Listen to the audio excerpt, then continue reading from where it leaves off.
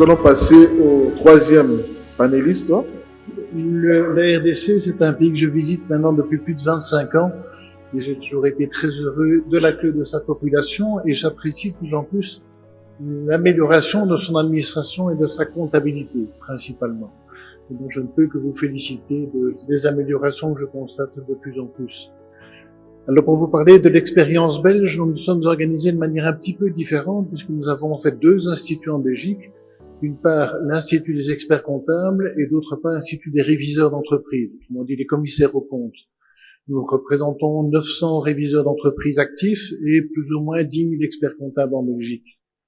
Et je vais plutôt vous parler de mon expérience, bien que je sois dans les deux instituts, du côté commissaire aux comptes ou réviseur d'entreprise, pour vous dire que nous gérons en tant que réviseurs plus ou moins 28 000 mandats en Belgique actuellement, mais on constate que dans ces 28 000 mandats, puisque la loi prévoit un cadre légal obligatoire pour un certain nombre d'entreprises, que plus ou moins 30% de ces mandats sont faits dans des entreprises qui n'ont pas besoin d'un commissaire. Et ça montre quelque part la pertinence de la profession et la volonté des entreprises d'avoir un contrôleur externe pour améliorer la présentation de leurs comptes et les certifier. Et donc c'est un côté positif. Donc au-delà de l'imposition légale, on voit que nous sommes utiles. Et un autre élément intéressant, c'est un discours que nous avons eu de la part du président du tribunal de l'entreprise de Bruxelles, l'équivalent du tribunal de commerce, disant qu'il y avait une corrélation très nette entre l'état des états financiers, donc la qualité des états financiers, et la présence d'un auditeur externe. Et donc il voyait très bien que l'absence d'auditeur externe influe, je dirais, de manière un peu moins positive sur la qualité des états financiers. Mais donc, vous voyez bien que la pertinence de la profession se remarque que l'on soit ici, en RDC, ou que l'on soit dans notre pays, dans notre royaume de Belgique. Mais cette confiance, forcément, elle n'est pas automatique, elle se mérite. Et elle se mérite d'abord sur un premier plan, ça exige une compétence de la part des auditeurs. Compétence à la fois initiale et une compétence permanente. Nous développons l'Institut plus ou moins 9000, nous accueillons plus ou moins 9000 personnes chaque année dans les différentes formations que nous organisons.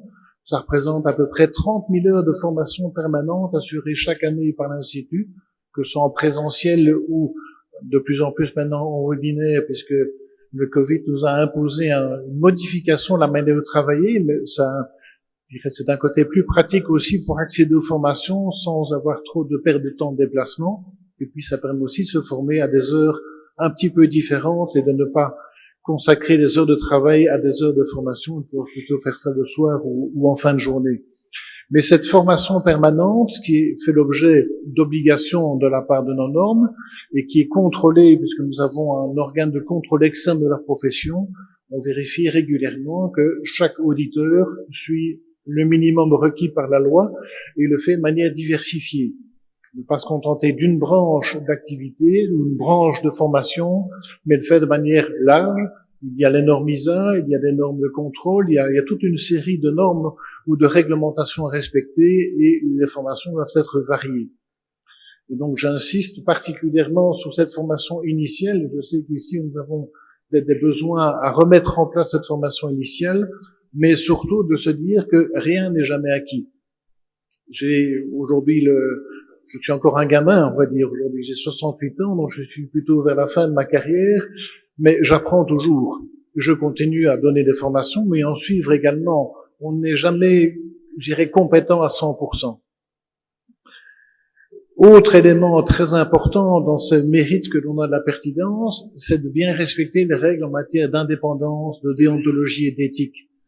Donc ça a l'air d'être des termes que l'on emploie habituellement de manière courante, mais pourtant, quel que soit le pays où l'on se trouve, l'indépendance, ça se vérifie, l'indépendance, qu'elle soit de fait ou d'apparence, parfois plus problématique, mais donc on doit veiller en permanence à assurer son indépendance.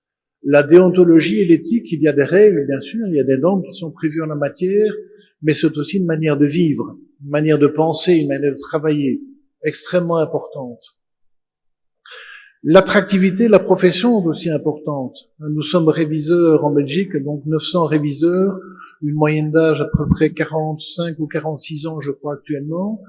qui a tendance malheureusement à monter, et donc on voudrait bien accélérer le processus de rajeunissement à la profession, parce qu'il est important que la profession soit composée non seulement de gens d'expérience et donc forcément d'un certain âge, mais également de jeunes qui veulent absolument rentrer dans le métier.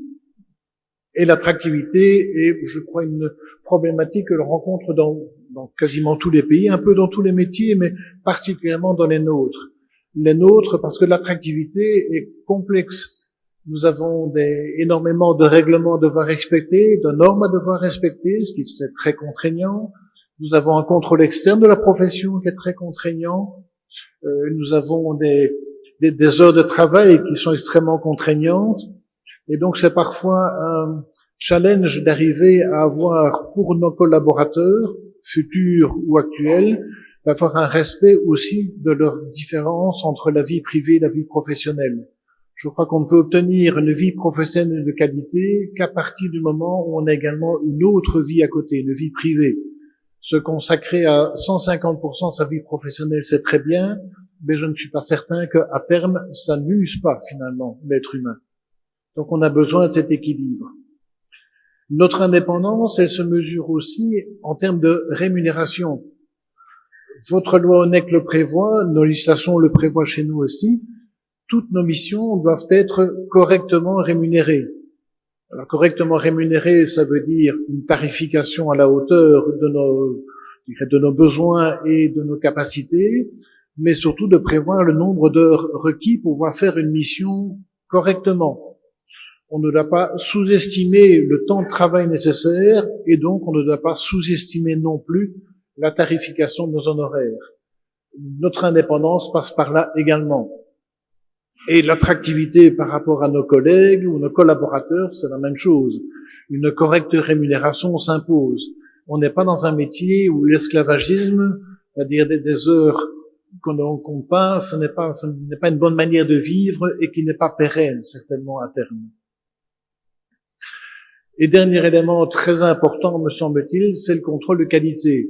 Donc la réglementation en Europe a fait que le contrôle de qualité qui était interne à la profession et qui fonctionnait très bien a été maintenant externalisé dans un organe qu'on appelle le collège de supervision de la profession, des réviseurs d'entreprise.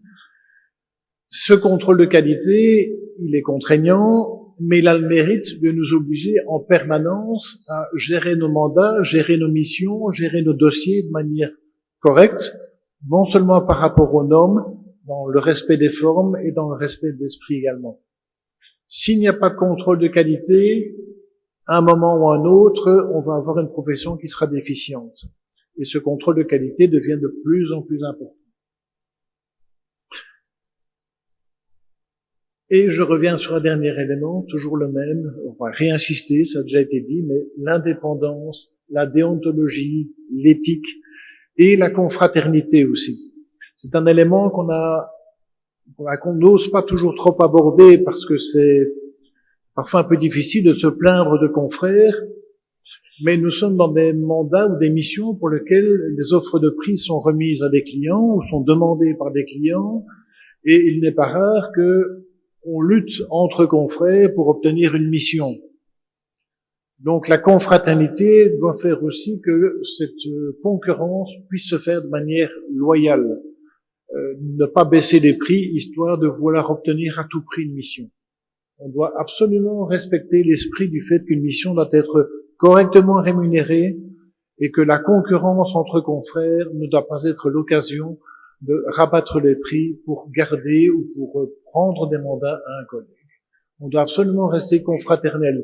Nos contrôles de qualité s'appelaient d'ailleurs antérieurement, il y a une vingtaine d'années, une trentaine d'années, des contrôles confraternels. Parce que c'était un confrère qui venait contrôler un autre confrère, sous la supervision, bien sûr, de l'Institut.